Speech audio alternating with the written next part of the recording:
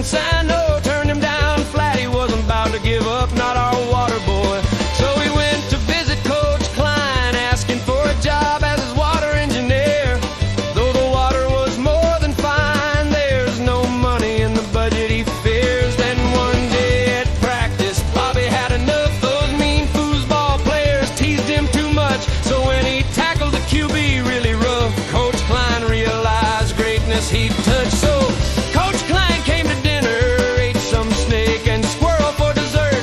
Mama was convinced he was a sinner when he said Bobby wouldn't get hurt. So after Mama said no and sent Coach away, dropped his trousers and showed him Roy. He convinced Bobby that it was good to play. He was so much more than just a water boy.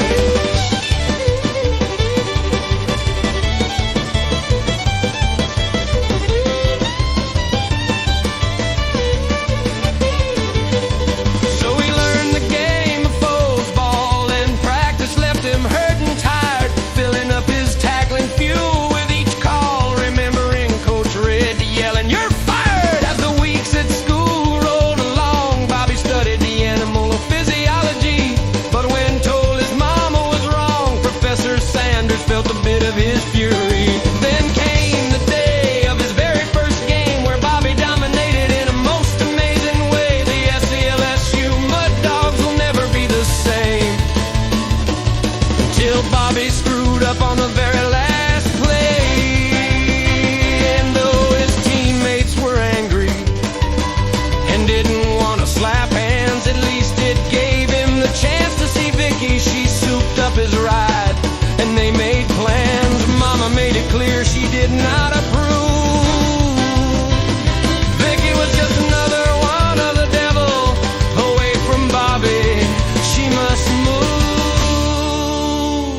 She was not close to being on his level, but Vicki stood firm in her love for Bobby. They were destined to be together.